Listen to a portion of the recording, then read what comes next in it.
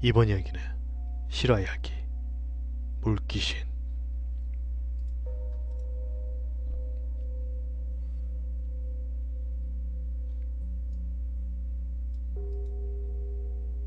제가 강원도에서 군생활을 할 때입니다.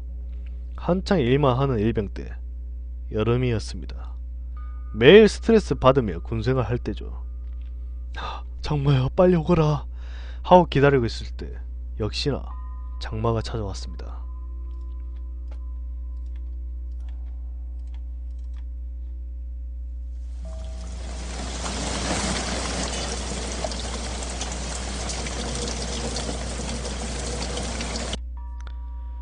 그런데 그해 장마는 비가 너무 심하게 많이 와서 마을에 홍수가 났습니다. 홍수 지역도 아닌데 말이죠. 뭐 저야 비가 오면 하는 일이 줄어들어 저야 좋았습니다. 근데 멈출 생각 없이 계속 오는 장마. 비가 너무 많이 오는 바람에 마을에 홍수가 아주 심하게 났습니다.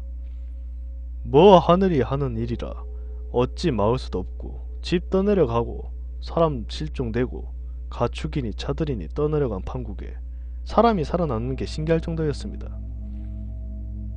홍수가 심하게 난 뒤 비가 그쳤습니다. 마을을 복구해야 하기 때문에 구조대 소방관들이 일을 가담했으나 그래도 일손이 딸려 저희도 돕게 되었습니다. 일단은 다른 건 다 둘째치고 제일 급한 건 없어진 사람들, 즉 시체를 찾는 일이었습니다. 땅인지 강인지 구분을 못할 정도로 물바다가 되어 있어서 보트를 타고 조를 짜서 시체를 찾으러 다녔습니다.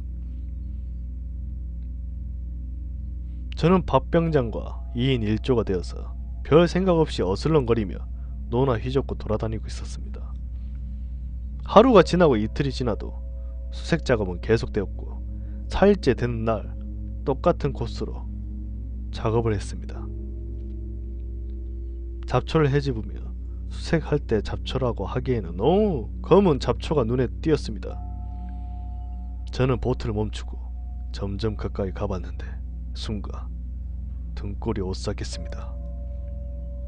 아무래도 사람 머리카락 같았습니다.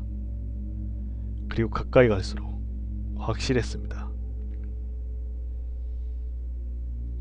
그런데 저는 물에 빠져 죽은 시체를 본 적도 없었고 그냥 시체도 본 적 없어서 제 판단이 틀릴 수도 있겠다 싶어 밥병장에게 말했습니다. 그때 상황을 대화로 설명하겠습니다. 밥병장님. 아 왜? 제가 지금 시체를 발견한 것 같습니다. 뭐? 아 개소리 하지 마라. 아닙니다.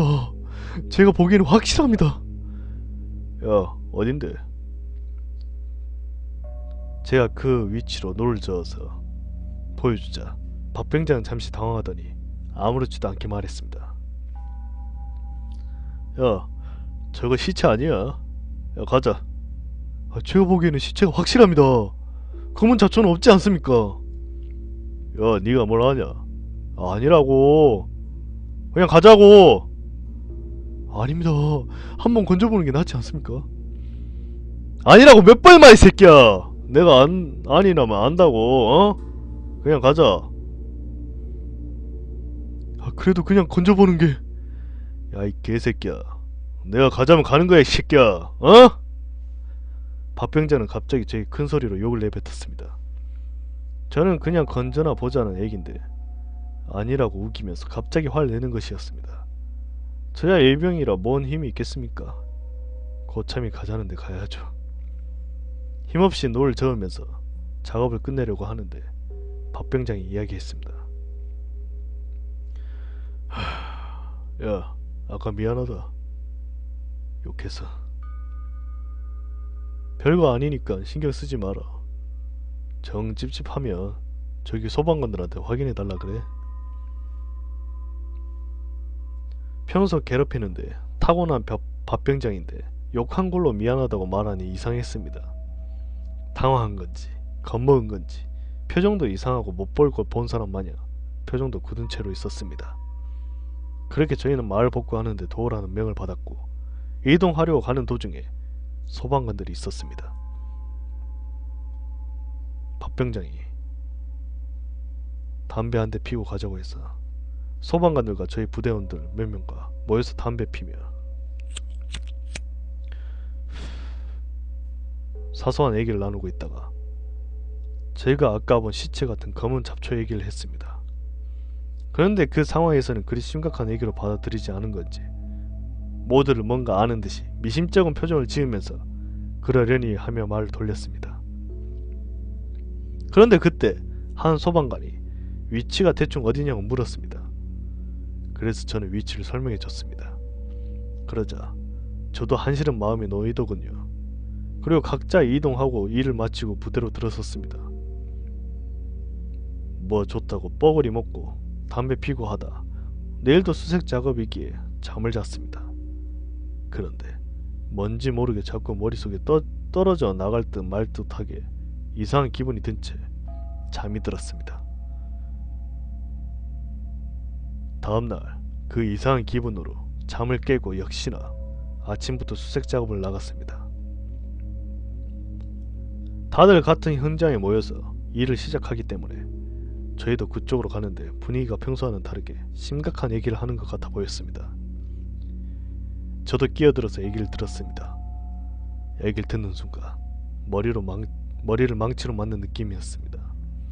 알고 보니 어제 소방관 한 명이 수색 작업 중 실종되었다는 얘기였습니다. 저도 소방관 분들 얼굴은 다 알아서 어떤 분이냐고 물어보니 어제 저한테 그 시체 같은 게 위치가 어디냐고 물었다 그분이었습니다. 어제까지 같이 담배 폈는데 그분이 실종되었다니 정말 실감이 나질 않더군요. 물바다가 난판에 말이 실종이지 사람들은 죽었다고 생각했습니다. 그런데 밥병장 안색이 청백했습니다. 제가 어디 아프냐고 물어봤더니 갑자기 저를 끌고 살아오는 곳으로 갔습니다. 그리고 창백한 얼굴로 저에게 말했습니다. 왜 그러십니까? 밥병장님 안색이 장난 아닙니다. 야, 너 어제 그거 사람 시체 확실했지? 그건 말씀이십니까? 그니까 그 시체 얼굴 봤냐고. 아닙니다. 머리카락 같은 것만 보였습니다. 그치? 얼굴은 안 보이고 머리만 보였지. 예, 그렇습니다. 근데 밥병장님께서 아니라고 하지 않았습니까? 왜 그러십니까? 밥병장은 5분 정도 생각만 하다가 입을 열었습니다. 야, 우리 집이 그 점 같은 걸 좀 심하게 믿거든? 우리 고모가 점쟁이고 그래서 우리 집 굿도 많이 하고 그래. 근데 고등학교 때 우리 집 앞강에 사람이 자꾸 죽어서 고모가 굿을 한 적이 있었어. 굿이 끝나고 고모한테 나한테 말해줬던 게 있는데 그게 뭡니까 그게? 혹시라도 앞으로 강이나 개울에서 놀 때 사람 시체를 보면 절대 건들지 말라고. 그럼 절대 건들지 않으면 시체를 어떻게 꺼냅니까? 그러니까 시체가 어떻게 죽어있나 먼저 보라고 했거든. 사람 시체는 물속에 절대 곧게 서있질 않아. 일자로 서있을 수 없다고. 그러니까 사람 시체는 얼굴이 보일 정도는 비틀어져 있거나 옆으로 떠 있거나 그래야 돼. 근데 네가 본 건 머리카락만 보였다 했지. 예, 그렇습니다. 머리카락만 떠 있었습니다. 그럼 그건 뭡니까? 그거 물귀신이야. 사람 시체는 절대 그럴 수 없어.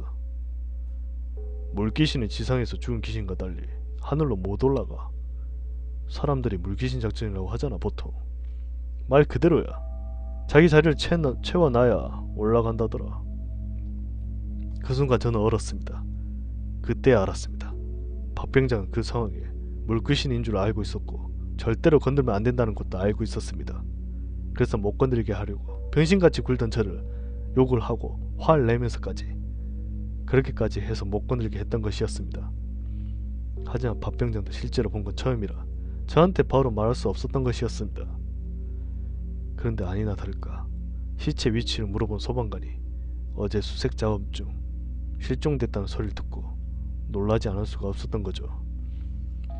그리고 며칠이 지나고 물도 다 말랐습니다. 부서진 집들만 빼고 그 마을은 모습을 되찾았습니다. 하지만 여전히 그 소방관은 실종 상태였습니다. 시간이 흘러 박병장이 제대를 하고 저도 제대를 했습니다. 그 일이 있고 나서 그곳에 익사사고가 여럿 났습니다. 물론 실종으로 처리되고요. 가끔 여름휴가를 놀러가고 지나가곤 하는데 그때 일이 생각나서 동네 분들께 혹시나 하고 물어보며 여전히 익사사고가 나서 몇 번이고 구술해도 익사사고는 계속 난다고 하더군요.